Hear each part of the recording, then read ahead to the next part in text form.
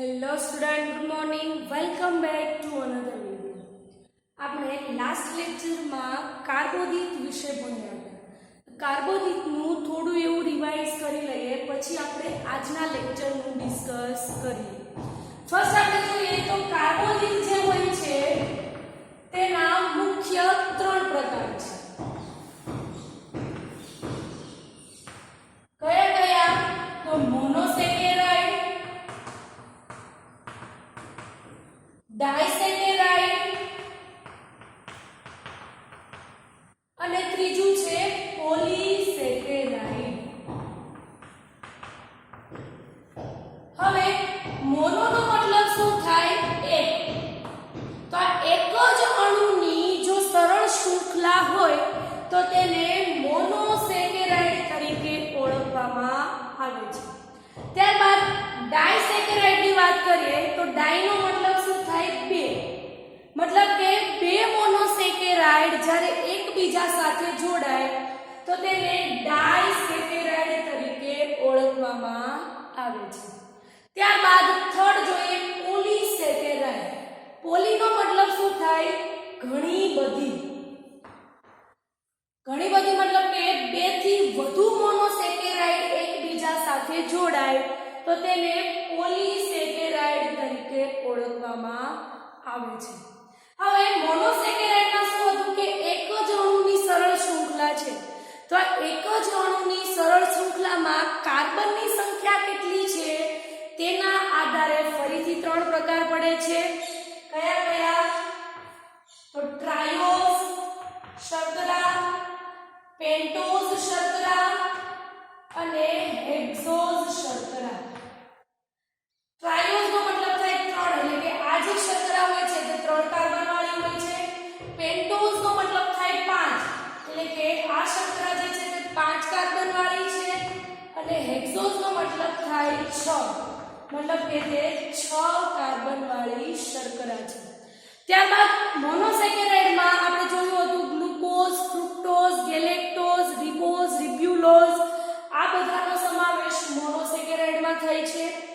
ત્યારબાદ ડાયસેકેરાઇડમાં maltose, lactose, sucrose વગેરેનો સમાવેશ ડાયસેકેરાઇડમાં થાય છે. ત્યારબાદ પોલીસેકેરાઇડમાં સેલ્યુલોઝ, સ્ટાર્ચ વગેરેનો સમાવેશ પોલીસેકેરાઇડમાં થાય છે. ક્લિયર? હવે આપણે આજના લેક્ચરની વાત કરીએ તો આજના લેક્ચરમાં આપણે એમિનો એસિડ વિશે ભણવાનું છે. શેના વિશે ભણવાનું છે? Amino acid.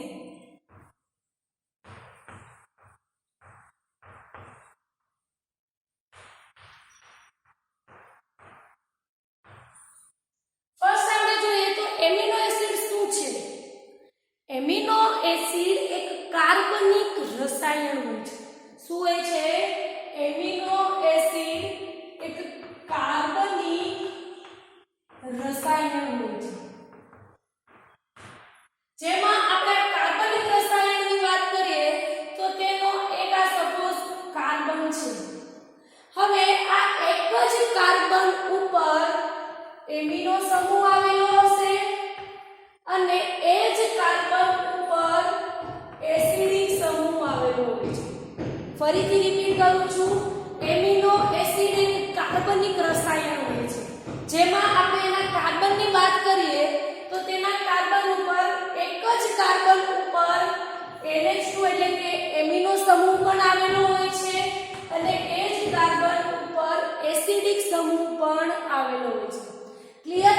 તો આવી રીતે એમિનો સમૂહ અને એસિડિક સમૂહ એક જ કાર્બન ઉપર આવેલો હોય તો તેને આલ્ફા કાર્બન તરીકે ઓળખવામાં આવે છે.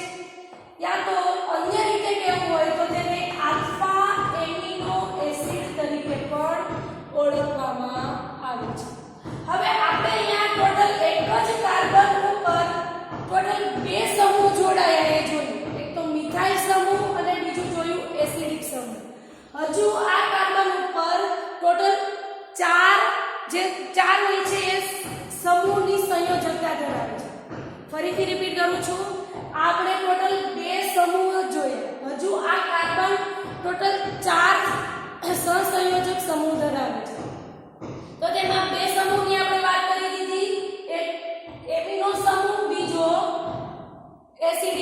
હજુ ત્રીજો સમૂહ જે છે તેને હાઇડ્રોજન સમૂહ તરીકે ઓળખવામાં આવે છે અને ત્યાં આવી રીતે હાઇડ્રોજન આવેલો હોય છે.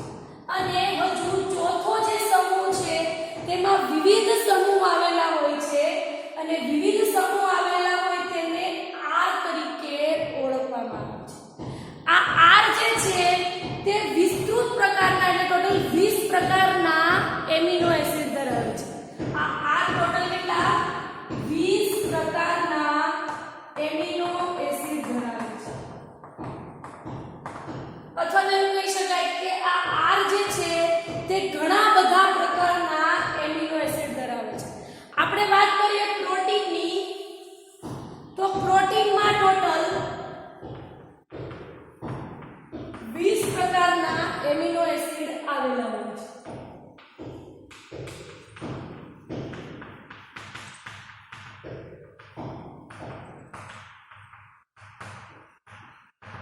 અહીંયા પ્રોટીનમાં એવો શબ્દ એટલે વાપરવામાં આવ્યો છે કારણ કે આપણે જે પ્રોટીન હોય છે એ પ્રોટીન એમિનો એસિડનો બનેલો હોય છે અને આ માત્ર કોઈ એક જ એમિનો એસિડથી પ્રોટીન નથી બનતો. જ્યારે 20 એમિનો એસિડ એકબીજા સાથે જોડાશે ત્યારે પ્રોટીનનું નિર્માણ થાય છે. એટલા માટે અહીંયા શબ્દ વાપર્યો છે પ્રોટીનમાં ટોટલ 20 પ્રકારના એમિનો એસિડ હોય છે. આવી રીતે 20 એમિનો એસિડ એકબીજા સાથે જોડાશે ત્યારે પ્રોટીનનું નિર્માણ થશે. ક્લિયર? હવે આ જે 20 પ્રકારના એમિનો એસિડ હોય છે તેમાં અમુક એમિનો એસિડ એવા હોય છે કે જે હાઇડ્રોજન સમૂહ ધરાવે છે. તો અમુક એમિનો એસિડ એવા પણ હોય છે કે જે મિથાઇલ સમૂહ ધરાવે છે. અમુક એમિનો એસિડ હાઇડ્રોક્સી મિથાઇલ સમૂહ પણ ધરાવે છે તો અમુક એરોમેટિક સમૂહ પણ ધરાવે છે. તો આપણે જોઈએ કે હાઇડ્રોજન સમૂહ કયો એમિનો એસિડ ધરાવે છે, મિથાઇલ સમૂહ કયો એમિનો એસિડ ધરાવે છે, ત્યારબાદ હાઇડ્રોક્સી મિથાઇલ કયો એમિનો એસિડ ધરાવે છે અને એરોમેટિક પ્રકારના કયા કયા એમિનો એસિડ હોય છે તે જોઈએ. ફર્સ્ટ આપણે જોઈએ હાઇડ્રોજન સમૂહ.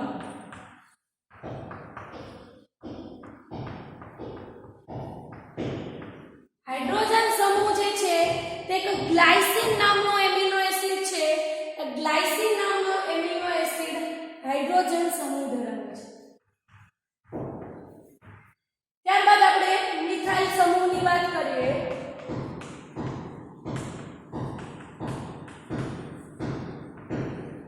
મિથાઇલ સમૂહ જે છે તે એલેનિન નામનો એમિનો એસિડ છે તે મિથાઇલ સમૂહ ધરાવે છે. બધા યાદ રાખવાના છે હાઇડ્રોજન સમૂહ કયો એમિનો એસિડ ધરાવે છે, મિથાઇલ સમૂહ કયો એમિનો એસિડ ધરાવે છે. ત્યારબાદ આપણે જોવાનું છે હાઇડ્રોક્સી મિથાઇલ સમૂહ.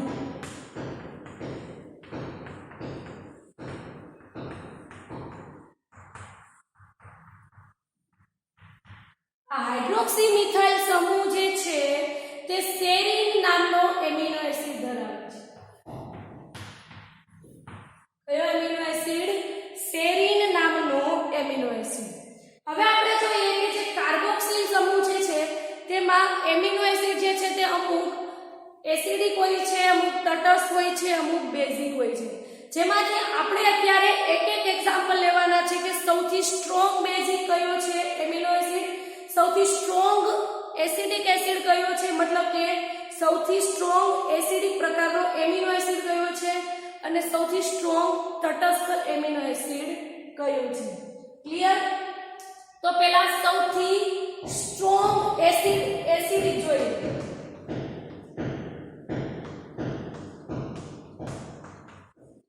એસિડિક પ્રકારનો તો સૌથી સ્ટ્રોંગ એસિડિક પ્રકારનો એમિનો એસિડ હોય તો તે છે ગ્લુટામિક એસિડ.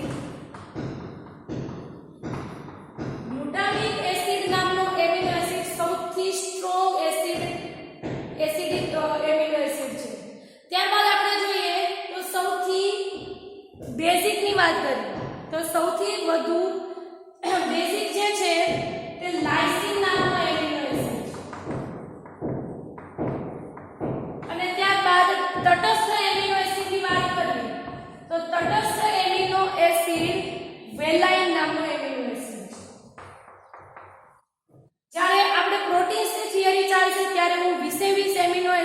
કોષ્ટક લખીશ કે એસિડિક પ્રકારના કયા એમિનો એસિડ છે, બેઝિક પ્રકારના કયા છે અને તટસ્થ કયા છે.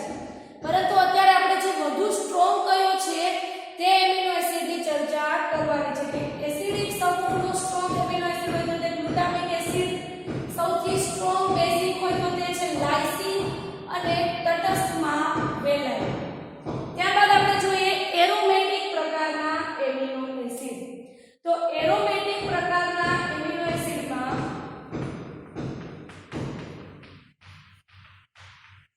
ટ્રિપ્ટોફેન, ત્યારબાદ ટાયરોસિન અને ત્રીજું છે ફિનાઇલએલેનિન. કયા ટ્રિપ્ટોફેન, ત્યારબાદ ફિનાઇલએલેનિન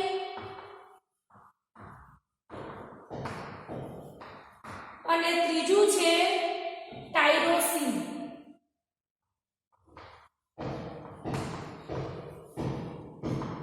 આ થયા એમિનો એસિડ કયા પ્રકારના કયા હોય છે.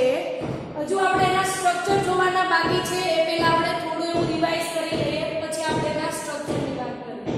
તો એમિનો એસિડ એક કાર્બનિક રસાયણ છે જેમાં એક જ કાર્બન ઉપર એમિનો સમૂહ અને એક જ કાર્બન ઉપર એસિડિક સમૂહ આવેલો હોય છે, જેને આલ્ફા કાર્બન કહેવાય છે યા તો આલ્ફા એમિનો એસિડ કહેવાય છે.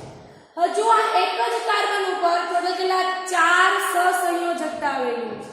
બેની આપણે વાત કરી દીધી. હજુ એક સાઈડ શું આવેલો હોય છે, હાઇડ્રોજન સમૂહ આવેલો હોય છે અને ત્યારબાદ હજુ બીજી મતલબ લાસ્ટ વાળો જે છે ત્યાં વિવિધ પ્રકારના સમૂહ આવેલા હોય છે જેને આપણે R તરીકે ઓળખીએ છીએ. આ R જે છે તે ઘણા બધા એમિનો એસિડ ધરાવે છે. પ્રોટીનમાં ટોટલ 20 પ્રકારના એમિનો એસિડ હોય છે. બરાબર, આ 20 એમિનો એસિડ એકબીજા સાથે જોડાશે અને ત્યારબાદ પ્રોટીન બનશે. હવે આપણે જોવાનું છે કે કયા પ્રકારના એમિનો એસિડ કયું સમૂહ ધરાવે છે. તો હાઇડ્રોજન સમૂહ વાળું ગ્લાયસિન મિથાઇલ સમૂહ એલેનિક નામનો એમિનો એસિડ, હાઇડ્રોક્સી મિથાઇલ સમૂહ સેરીન નામનો એમિનો એસિડ. ત્યારબાદ આપણે જોઈએ કે એસિડિક, બેઝિક અને તટસ્થ પ્રકારના એમિનો એસિડ કયા કયા છે. તો એસિડિકમાં ગ્લુટામિક એસિડ, ત્યારબાદ બેઝિકમાં લાઇસિન, તટસ્થમાં વેલાઇન અને એરોમેટિક પ્રકારના એમિનો એસિડમાં ટ્રિપ્ટોફેન, ફિનાઇલએલેનિન અને ટાયરોસિનનો સમાવેશ થાય છે. થોડીવાર માટે વિડિયો પોઝ કરું છું, પછી આપણે આગળ જોઈએ.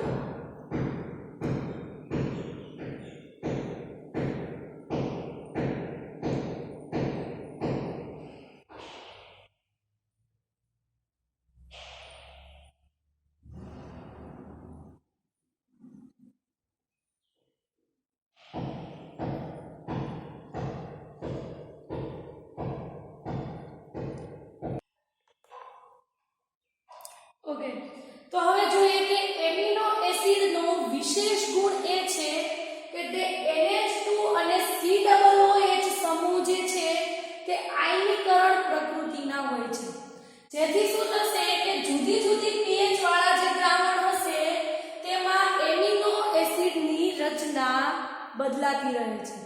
આપણે જોઈએ સપોઝ આ CH છે, ક્લિયર. અહીંયા શું આવેલું હોય છે, એક સાઈડ એમિનો સમૂહ આવેલો હોય છે, તો એને આપણે આ રીતે પણ લખી શકીએ.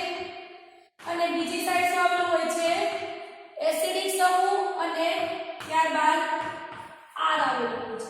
અહીંયા હાઇડ્રોજનને આપણે અહીંયા લખવું હોય તો પણ લખી શકીએ અને C ની સાથે એટલે કે કાર્બનની સાથે લખવું હોય તો પણ લખી શકીએ. ત્યારબાદ આ રીતે પણ લખી શકીએ. અન્ય રીત જોઈએ તો અન્ય રીતમાં આપણે અહીંયા જોઈએ તો CH, ત્યારબાદ આપણે COO માઈનસ પણ લખી શકીએ. ત્યારબાદ R તો કોમન જ રહેશે અને ત્યારબાદ ત્રીજું છે H3N. હજુ અન્ય રીતે લખવું હોય તો આ રીતે પણ આપણે લખી શકીએ કે CH, અહીંયા R છે, અહીંયા COOH અને H2N. આ રીતે પણ આપણે લખી શકીએ. ક્લિયર. તો આપણે અહીંયા જોઈએ 3 પ્રકારના એમિનો એસિડના સૂત્ર, જેમાં આપણી જે ટેક્સ્ટબુકમાં આપેલી છે એ જ સૂત્ર આપણે ભણીશું. અલગ કોઈ એમિનો એસિડના સૂત્ર એટલે કે જે એના સ્ટ્રક્ચર છે તે આપણે નથી ભણવાનું. તો આપણી ટેક્સ્ટ બુકમાં 20 એમિનો એસિડમાંથી ટોટલ 3 પ્રકારના એમિનો એસિડના સ્ટ્રક્ચર આપેલા છે. કયા કયા? તો તેમાં ગ્લાયસિન નામના એમિનો એસિડનું આપેલું છે. ત્યારબાદ બીજું છે તે એલેનિન છે અને ત્રીજું છે સેરીન. હવે હમણાં આપણે જોયું હતું તો ગ્લાયસિન જે એમિનો એસિડ છે તે કયો સમૂહ ધરાવે છે? હાઇડ્રોજન સમૂહ. ત્યારબાદ એલેનિન જે છે તે કયો? મિથાઇલ સમૂહ. અને ત્યારબાદ સેરીન જે છે તે હાઇડ્રોક્સી મિથાઇલ.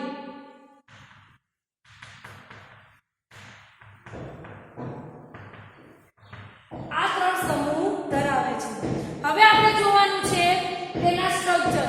તો ગ્લાયસિનમાં પહેલા આપણે જે કોમન સ્ટ્રક્ચર છે ડ્રો કરીએ. તો એક સાઈડ કાર્બન, બીજી સાઈડ એમિનો સમૂહ, ઉપર કાર્બોક્સિલ સમૂહ, આ સાઈડ હાઇડ્રોજન અને આ પ્રકારનો એમિનો એસિડ કેવો છે? હાઇડ્રોજન સમૂહ વાળો છે. તો અહીંયા પણ શું આવશે? હાઇડ્રોજન. આ આપણે સ્ટ્રક્ચર ડ્રો કર્યું ગ્લાયસિન નામના એમિનો એસિડ. કેવી રીતે યાદ રાખવાનું છે? પહેલા એ જોવાનું છે કયો સમૂહ ધરાવે છે. એ સમૂહના આધારે આ 3 જે છે તે બધા 20 એમિનો એસિડમાં આટલું કોમન જ આવવાનું છે. માત્ર ફરક ક્યાં પડશે? અહીંયા પડશે. તો આ જે છે તે હાઇડ્રોજન સમૂહ વાળો એમિનો એસિડ છે. તો અહીંયા શું આવશે? હાઇડ્રોજન આવશે. ત્યારબાદ આપણે વાત કરીએ એલેનિન. તો આ 3 પહેલા આપણે કોમન લખવાનું છે C NH2 COOH અને